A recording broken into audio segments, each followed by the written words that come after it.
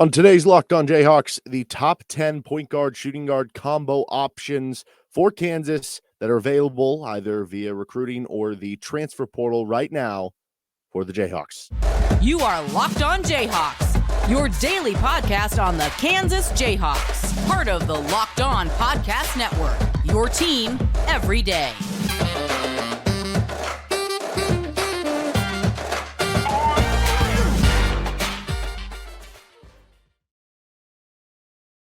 On today's Locked On Jayhawks, we're going to be discussing my top 10 point guard, shooting guard, combo guard options for KU in the portal and just available overall. I'm Derek Johnson. You can hear me as well on Rock Chalk Sports Talk Monday through Friday from 3 to 6 p.m. on KLWN in Lawrence. You can also listen right here on Locked On Jayhawks. And thanks for making Locked On your first listen every day. We're free and available wherever you get any of your podcasts. You can also subscribe to us and find us on YouTube. On today's edition of the show, I'm going to be going through, this isn't necessarily the top 10 list of what Kansas might take. You know, I did try to put people in here that Kansas has maybe reached out to or there's been some sort of contact with, though, you know, that can get kind of spicy with knowing what exactly that contact is or if it's feigned in some way. But this is just my top 10 putting together, and I have it tiered out in different tiers of the list. To be clear again, this is a list of guys I tried not to put people on here either who it was like, oh, he's put out his final 5 list and Kansas wasn't on it. Maybe I missed any of these players like putting out a list, but yes, I did try to include guys to be linked to KU at some way or another. So let's get this started with our tier 4. We have 4 different tiers of these top 10 players here that we're doing. And tier 4 is how I would classify kind of like a mildly helpful backup option. You can look at the backup part of that in 2 ways. One would be most likely this guy would come off the bench or he would play like bench level minutes. Maybe this would be only a 15 or 20 minute per game guy, but also a backup option in terms of, yeah, if you didn't hit some of your higher up targets. And to be clear, I don't know that Kansas would even end up taking any of these guys because, you know, you might just allocate your scholarships elsewhere where instead of getting a tier 4 player at this position, you get a higher tier player at a different position. And we'll do our, you know, wing and forward one. We'll do our center one of these coming up later. And also, you know, I think part of this, like if you're taking a tier 4 guy, that might be dependent on maybe like a Kyle Cuff staying or leaving. But anyway, our tier 4 guys in this list: Cormac Ryan from Notre Dame, DJ Horn from Arizona State, Joseph Girard from Syracuse, and L. Ellis from Louisville. So for Cormac Ryan, he fits because he is a 6'5" kind of shooting guard, combo guard type. So you can play him easily next to a smaller guard in DeJuan Harris and feel like you're fine with the size level. He's a solid 3-point shooter, career 35% from 3 on over 5 tries per game. He shot a peak of 41% from 3 as a junior when Notre Dame was a second-round NCAA tournament team. And he was 88th percentile as a spot-up shooter as a junior, 96th percentile, or 92nd, excuse me, in transition play, which backs up to KU liking to get out in transition. The reason, though, he's not a lower tier is he's only an average defender, and Notre Dame was really bad last year. And also he dropped off a little bit in his shooting last season. He was just 51st percentile in spot-up shooting. The percentages went down overall for him. Is that just a product of, you know, they had Blake Wesley his junior season and Notre Dame who ended up being a first-round pick. So if you get a good creator for him, his play goes up. Makes sense. Well, that'd be good with DeJuan Harris, but certainly you're not getting him on a high note like you might like coming into it. So I think a solid little backup option there that fits some of the things that you would need, but he's not the sexiest pickup you would have. DJ Horn is someone who maybe a little less of a spot-up shooting option than Cormac Ryan, but is more of someone who can create his own shot. He averaged 12.5 points per game at Arizona State for 2 seasons. Case for all 4 guys on these lists playing at a high power level where you don't have to worry about how does it translate from a lower level to the Big 12. But 36% from 3 for DJ Horn with 6 tries per game.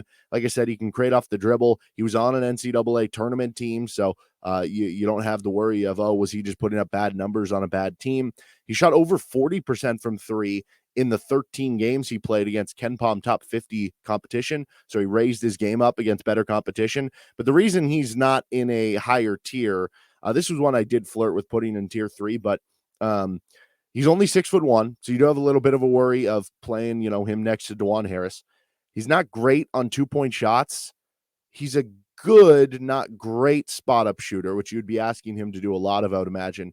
He's average off screens, average off handoffs, which KU runs a lot of those handoffs. He's also just kind of an average defender on synergy. So he can create his own shot, which would really help you because you're looking for those things.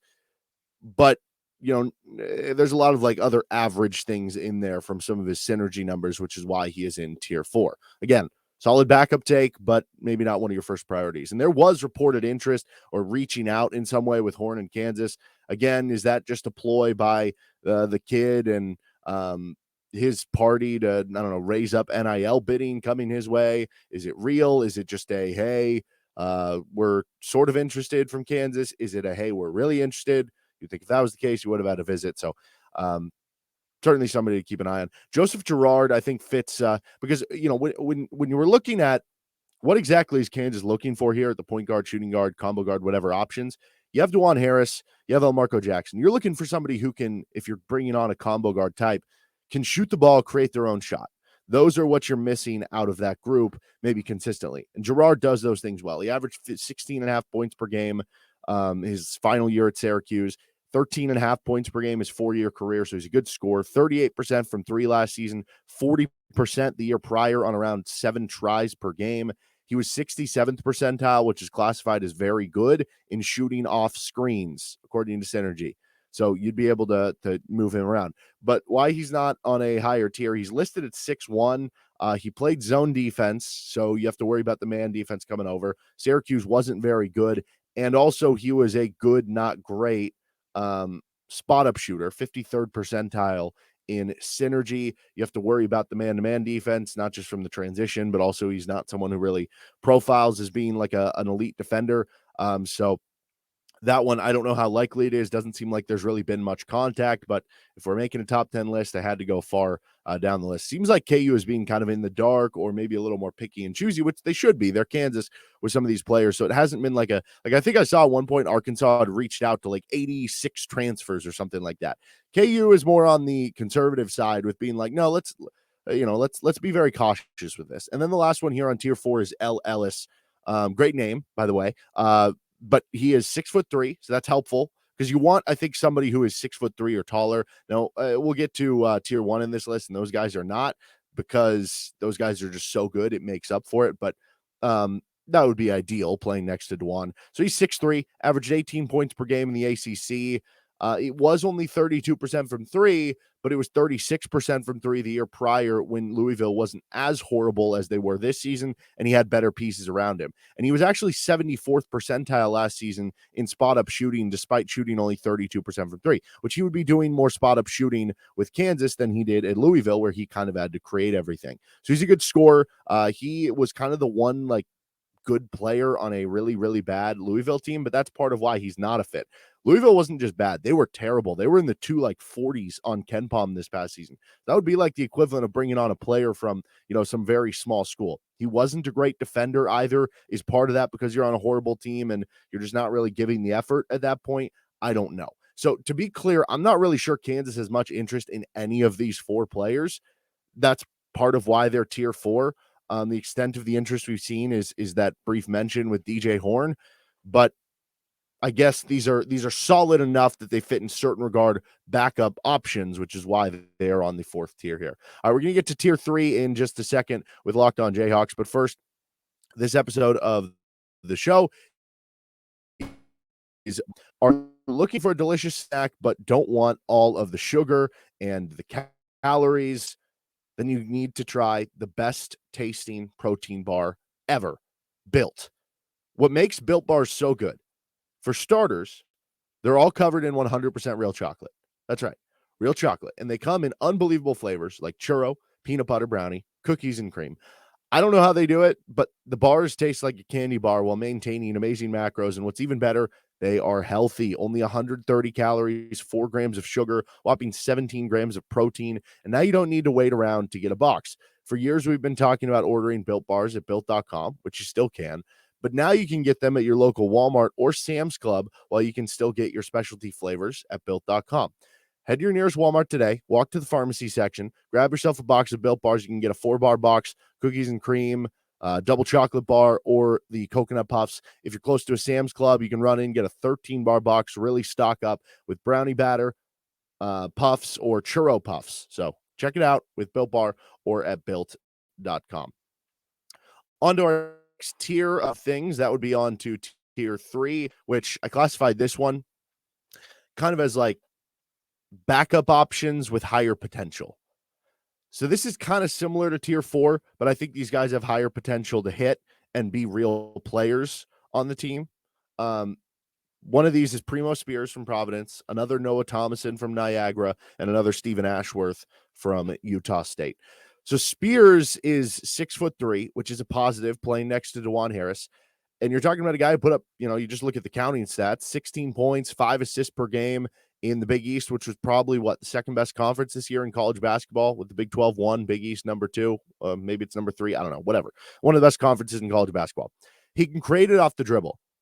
What was Kansas missing from last year's team? What are they looking for next year's team? Creation off the dribble. Well, Primo Spears was 68th percentile, which is classified as very good on synergy in isolation play. A lot of what he did was isolation play. He was one of the higher numbers in the country in just the number of isolation play he was getting. But that's not really going to happen a ton for Kansas, but at least it is in his bag, that he can do it in a late shot clock situation. I think that's a positive for what KU could have. He's also 63rd percentile, which was classified as good at spot up shooting, which he would be asked to do more of in his time at Kansas than he probably got to do at Georgetown, where he was kind of the top option. He also improved a lot from year 1 to year 2, right? To where, you look at him transferring up a level. I think he was at George Washington, goes to Georgetown. That might be wrong with George Washington, but he goes up a level from a mid-major to Georgetown, and the numbers got even a little bit better for him. The percentages were around the same, but the counting stats got better in a tougher conference. That does show, even though it wasn't, leaps and bounds better, it was better for him from year 1 to year 2. Why couldn't he continue to get better from year 2 to year 3? But the reason why he's not a lower tier, why he's tier 3 and not tier 2, wasn't efficient. 40% from the field. He shot 30% from 3 on a very bad Georgetown team. And his 2 years of college, Georgetown, the previous stop, neither team was very good. Georgetown this past season was 219th on KenPom. Out of comparison, Howard, who Kansas played in the first round as their 16 seed in the NCAA tournament, Howard was 218th. That was higher than Georgetown. The other part of it that I think is a big question mark here is, will he be eligible? This will be his second transfer. He's not a graduate. The NCAA said they're going to start cracking down on second-time transfers, and they're not really going to give guys a look for, hey, your coach left, and here you can go. Now, there could be certain loopholes there, and I don't know how he can play the loophole game if he can be eligible, but that is a question. Will he be eligible? He also was just an average defender on synergy. He ran pick and roll in the 95th percentile in the country. Probably not going to be running nearly as much of that. That would be DeJuan Harris. And he also was in the 99th percentile in isolation tries. So he's pretty good at isolation, but he did it as much as anyone in the country. And him being 68th percentile in isolation scoring, that's based on that's not based on like the number you score. It's based on the efficiency of it. So he was actually good at it, but you're not going to have nearly those opportunities at Kansas. Now you get into a better system where your team's better, maybe, and you're not the focal point on offense. Maybe instead of an average defender, he can be an above average defender. And if he does get eligible right away, I think you like this as a possible. He can be a backup to DeJuan Harris. He can be a backup at the 2 to Elmarco Jackson, especially if a Kyle Cuff were to transfer out of the program. But there are enough flaws there that I think there are a lot of other options that you could go with instead. But certainly interesting because Primo Spears is somebody who is going to be planning on visiting in, I think, like a week for KU, though who knows if that changes. Noah Thomason, this kid was from Niagara. Honestly, I had him at tier 4, and then I started digging a little deeper. I bumped him up to tier 3. So he's 6'3", positive check mark, 19.5 points per game, positive check mark. Career 38% from 3, positive. He rated in the 80th percentile on defense, 79th percentile in man defense on synergy. He was also in the 76th percentile in isolation, 96th percentile in spot-up shooting. All of those things are home runs for KU. But the reason he's tier 3, because all those numbers would say he should be tier 2 or tier 1. But the reason he's not is because you do have a big jump up from Niagara and the MAAC to the Big 12. Niagara was 258th on KenPom. He did a lot of his work out of the pick and roll. You're not going to get that. It's going to be much harder competition. It's one thing to be in the, top 20% of the country as a defender when you're playing against MAC opponents. It's another to do it in the Big 12.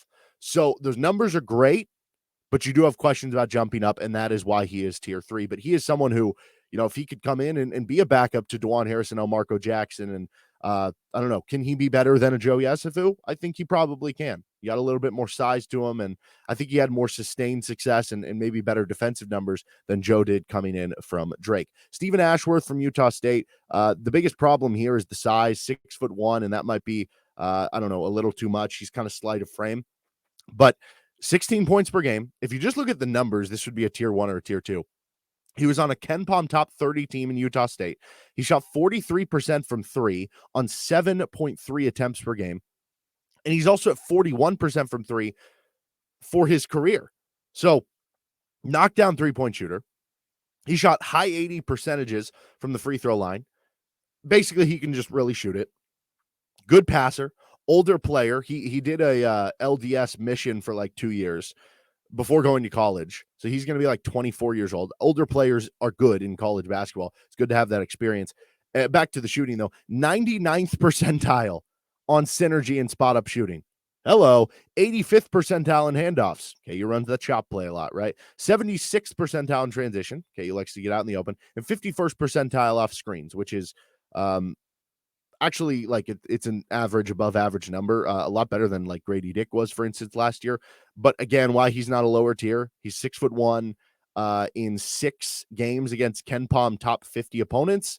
He shot just 36% from 2 and 33% from 3. He was just 2 for 10 from 3 against Missouri in the NCAA tournament. He ran a lot of pick and roll. Wouldn't be doing that as much at Kansas.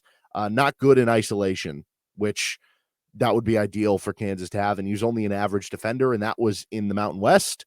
Good luck coming over to the Big 12. So that is why he is, just from the offense perspective, he might be tier 1, but some of those other things are why he is tier 3. But certainly someone who, if you brought any of these guys in to be a backup option for you, but they do have potential to work into more, I don't think that's the worst thing in the end. But also, I don't know how much we're seeing KU have interest in any of these guys either, though Primo Spears would be the one, and a visit is scheduled at that point. We're going to finish up with tier 2 and tier 1 in just a second with Locked On Jayhawks.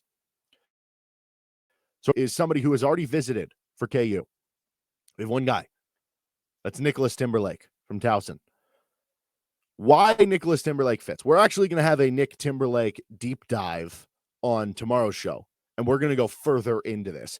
But just, some surface stuff. He's 6'4". That works well. He's a veteran, older player, 18 points per game, over 40% from 3, shot well against higher competition, can shoot it in a myriad of ways. But the reason he's not tier 1 is because the defense. Defense was really a struggle for him at Towson, and good luck now jumping up to the Big 12. I'm not entirely sure he would be a starter at Kansas, which for me, if you're tier 1, it's not that, because we know there's a lot of good that are coming into Kansas, and it is ultimately a competition. And like even Remy Martin, as impactful as he was coming over and as decorated as he was coming in, he didn't start, right? He came off the bench behind DeJuan Harrison. That was even in the season opener. So it's not that tier 1, I would say, is a guaranteed starter. But when I look at tier 1, I say, if you're tier 1, you're playing starter level minutes. With tier 2, it's like you could get to those starter level minutes, but maybe realistically you're coming off the bench, and there's a chance that Timberlake could be like a 15-minute per game guy off the bench for you because of the defense, but that he's such a flamethrower with the 3 balls that he is getting consistent run for you. So that's why he's tier 2 and not tier 1, but definitely someone of interest because he has visited Kansas. And stick around for that episode coming tomorrow with the Nick Timberlake deep dive. Okay, tier 1. This is take at all costs, play starter level minutes, get a huge NIL bag, whatever it is. 2 guys in this tier, Max Abmas, Tylor Perry. Now, we haven't really heard Kansas have some sort of interest with both these guys. I don't know if that's intentional. I don't know if they already have, because I do think from KU's perspective, they are working a bit in the dark for certain reasons here. Maybe they don't want other people to know their plans. They can, figure out NIL bidding. Maybe they're centering everything in on Hunter Dickinson. Maybe it's, they've heard through the grapevine, like, oh, these guys are going to go here or there, so we shouldn't spend as much of our time on those guys.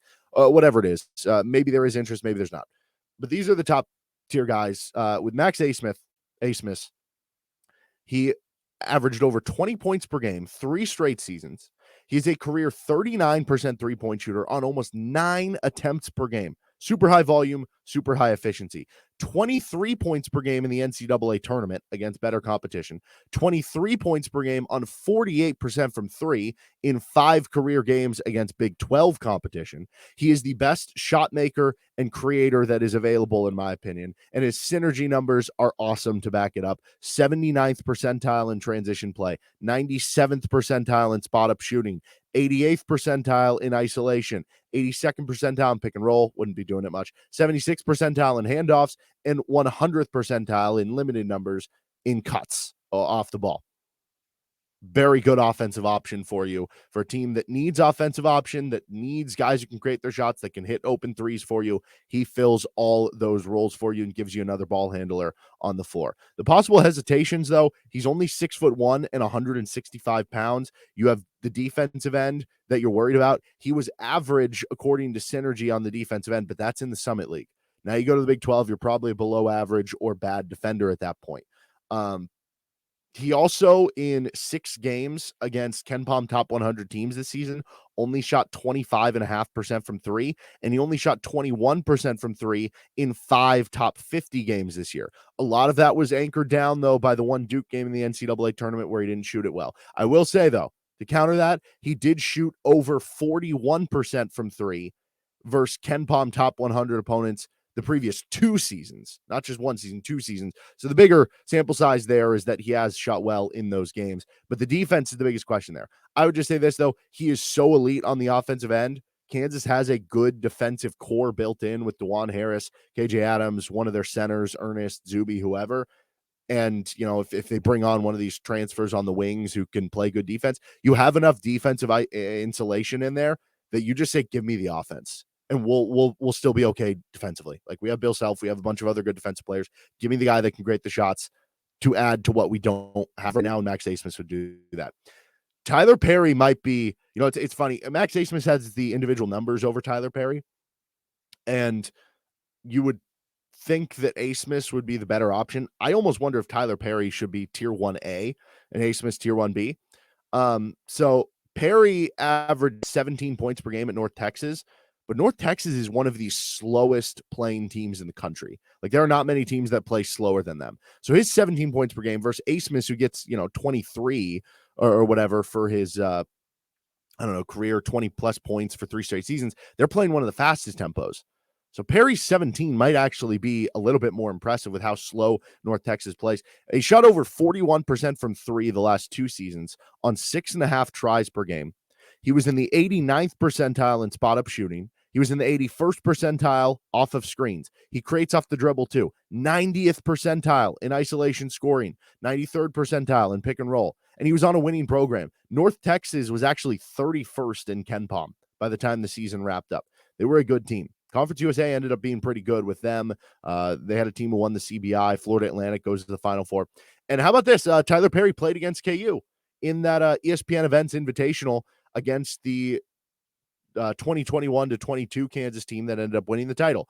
Tylor Perry in that game had 23 points on 8 of 16 from the floor. He's pretty good. In 9 career games against KenPom top 50 competition, he shot 42% from 3. Upper competition hasn't bothered him. And the defense, it ranked well on Synergy, which lines up with how good North Texas has been defensively under Grant McCasland. Tylor Perry ranked in the 94th percentile, 94th in overall defense and in man-to-man defense. Now, the hesitations, he's only 5'11". How would that defense work up when he goes up a level to the Big 12? Maybe it drops off, but instead of him being an elite defender in the Conference USA, if he's just an above-average defender in the Big 12 with that offense and what he can provide, Tier 1A, Tylor Perry, that would be a guy that I would be all in on. I'm not sure how much the interest is there, and who knows, he might just follow his coach, Grant McCasland, from North Texas to Texas Tech. But he is certainly someone that could, even at 5'11", you say, okay, whatever. We'll just make it work with the two little guards, and we'll figure out the rest later because he is that good of a player. That is our top 10 of the guard options, combo guard options. At least right now, there could be more players enter the portal. By the time this comes out, I don't know, maybe any of those guys have cut their list or have committed somewhere or another. We'll do another one of these with maybe the wing forward positions, another one with the center positions down the road. Tomorrow's episode going to be a deep dive of Nick Timberlake, who visited KU a week ago. That'll do it for this episode of Locked On Jayhawks. You can find us wherever you find any of your podcasts. You can hit us up on YouTube. You can find me on Twitter at DJohnsonRadio. Have a good rest of your day.